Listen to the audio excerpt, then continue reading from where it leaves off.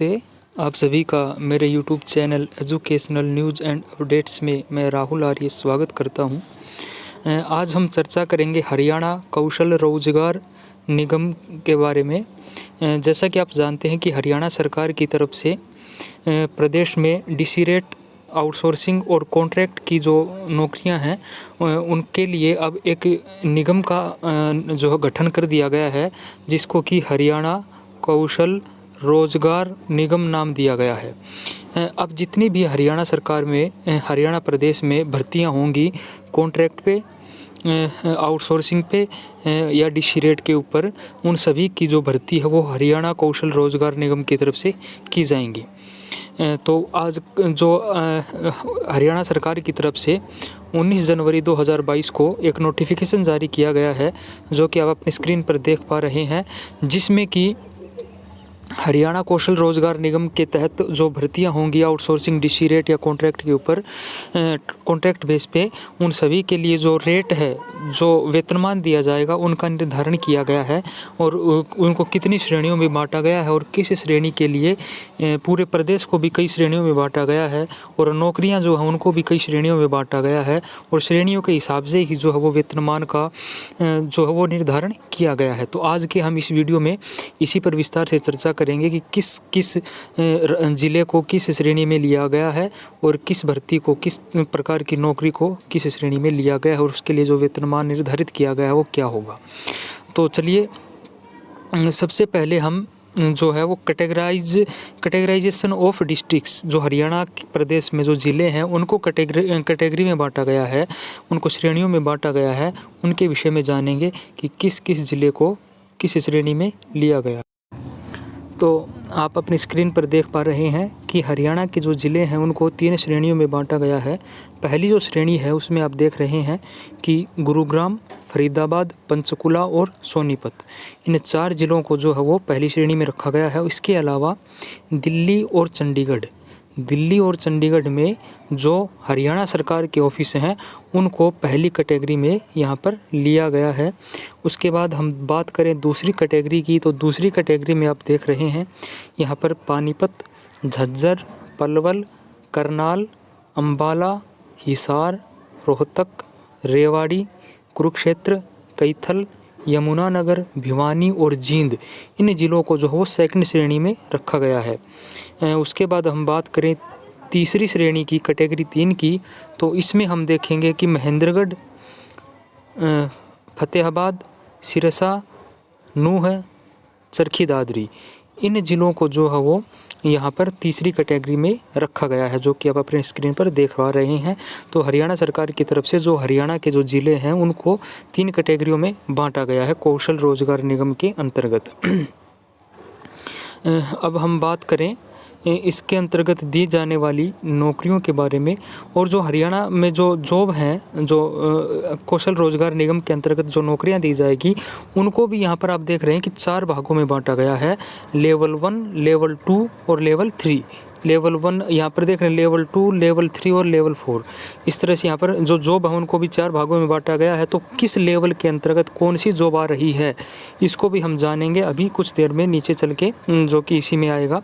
तो पहले हम ये देख लेते हैं कि किस जो table of base wage rates and निगम वेज रेट्स, तो जो है जो लेवल है, जो जॉब्स के जो 4 कैटेगरियों में बांटा गया है और जो ज़िले हैं उनको भी 3 कैटेगरियों में बांटा गया है, तो उनके अंतर्गत जो है वो जॉब लगेंगी, उनका जो रेट होंगे, जो वेतनमान दिया जाएगा वो अलग अलग होगा। तो सबसे पहले आप देख रहे हैं कि कैटेगरी 1 है, उसमें लेवल 1 के अंतर्गत जो है वो 17,520 रुपये दिए जाएंगे। कैटेगरी 1 में जो डिस्ट्रिक्ट आते हैं, और कैटेगरी 1 के अंतर्गत लेवल 2 में जो जॉब होगी उसके 20,590 रुपये होंगे। उसके बाद लेवल 3 में, कैटेगरी 1 के अंतर्गत लेवल 3 में 21,200 और लेवल 4 में 22,420, ये जो वेतनमान यहाँ पर दिया जाएगा। उसके बाद कैटेगरी 2 में, सेकंड कैटेगरी में जो ज़िले आते हैं उनमें यदि लेवल लेवल 1 की जॉब लगती है तो 15,450 रुपये, और लेवल सेकंड की जो जॉब है उसमें 18,510, लेवल 3 की जो जॉब है उसके लिए 19,120, और लेवल 4 की जो जॉब है उसके लिए 20,350 रुपये यहाँ पर वेतनमान दिया जाएगा। उसके बाद कैटेगरी 3 के अंतर्गत लेवल 1 में 14,330, लेवल कैटेगरी 3 में लेवल सेकंड में 17,390, लेवल 3 में 18,000 और लेवल 4 में 19,230। ये यहाँ पर जो है वेतनमान सरकार की तरफ से यहाँ पर दिया जाएगा, जो कि आप यहाँ पर देख पा रहे हैं। उसके बाद जो है ये रेट हैं इनको जैसे कि एक्सपीरियंस के हिसाब से बढ़ाया भी जाएगा। तो आप यहाँ पर देख रहे हैं कि लेवल 1 में जो जॉब होगी उसका 0 से 5 वर्ष तक का जो वेतनमान होगा वो तो सेम होगा, और उसके बाद 10% की बढ़ोतरी है 5 साल से 10 साल के बीच में होगी, और 10 साल से अधिक में 20% की बढ़ोतरी कर दी जाएगी। वही यहाँ पर सब में सेम है जो कि आप अपने स्क्रीन पर देख पा रहे हैं। उसके बाद हम बात करते हैं कैटेगरी वाइज जॉब्स की। लेवल 1 में कि कौन कौन सी जॉब्स आएंगी, तो animal care worker job title होगा।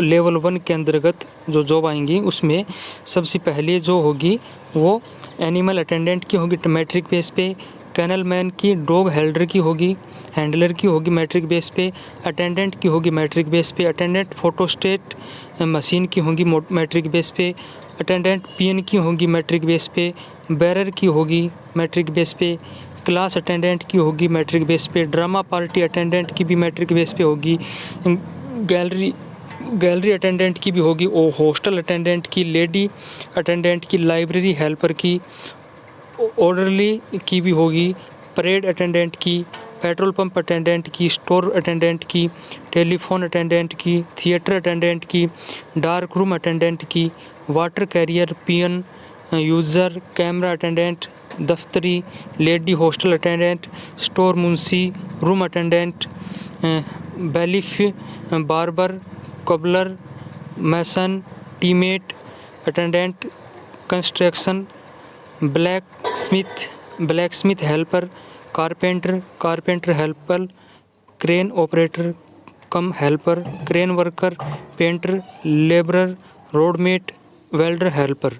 और उसके बाद इसी कैटेगरी 1 में ही जो है वो आ जाएंगी धोबी के अंतर्गत। धोबी ये आप यहाँ पर देख सकते हैं, धोबी के अंतर्गत भी मैट्रिक बेस पे काफ़ी जो वैकेंसीज़ हैं धोबी के बाद धोबी की है। उसके बाद फील्ड वर्कर की हैं। फील्ड वर्कर में भी आप देख सकते हैं कि चेनमैन, क्लीनर, पुली, डेक रनर, गार्डनर, पीएन कम वाटर कैरियर, हेड माली, हॉस्पिटल कुली, खलासी, माली, वुमेन कुली आदि आदि जो यहाँ पर सिक्योरिटी गार्ड की आ जाती है। उसके बाद मिनी गार्ड और सिक्योरिटी मैन।